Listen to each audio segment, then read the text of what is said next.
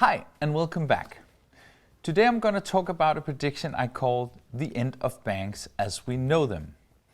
Banks have been under extreme pressure and scrutiny the last years due to a lot of regulations like GDPR, PSD2 and also MiFID II.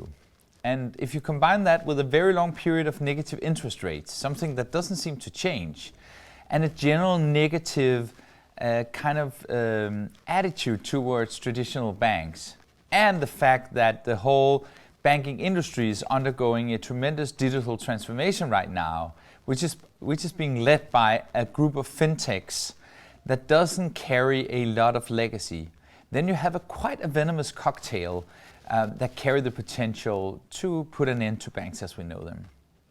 And we see a lot of neobanks, as we call them, like N26, Monzo, Starling Bank, and in Denmark, a bank like Lunar, promising a new way to do banking. A much more user-friendly, customer-centric solution that is mobile first, and that kind of give us the promise of all the digital tools that we come to like easy peer-to-peer payments, cheap transfer of money international, a great overview of our economy, and they do it with almost no fees. So of course this is a serious competitor. It actually seems to work. If you take a bank like N26 and also Monzo, they both have more than 3 million customers now. And Starling Bank, that was launched in 2017. They have more than 1 million customer accounts and 1.2 billion euro in customer assets. We also see that our everyday payments are also being handled by a new set of companies. Even though we in Denmark experience mobile pay getting off to a great start, they are actually quickly losing grounds when it comes to payment in stores to a company like Apple Pay. And on top of that, you have open banking, which we've only seen kind of the tip of the iceberg so far.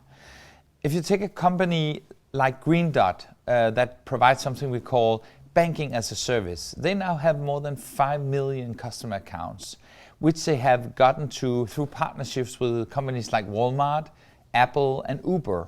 And several of these companies are actually launching financial products by themselves. We see Apple with a new credit card.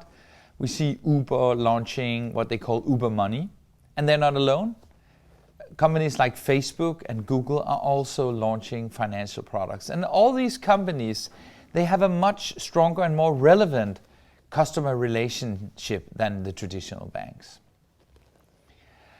So if you combine all these events, it leads me to my prediction for 2020.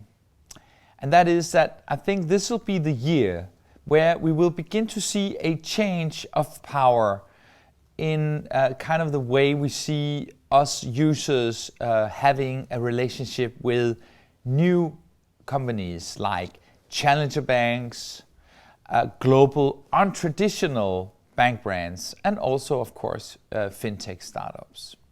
And I also think that we will witness the beginning of the end for traditional banks.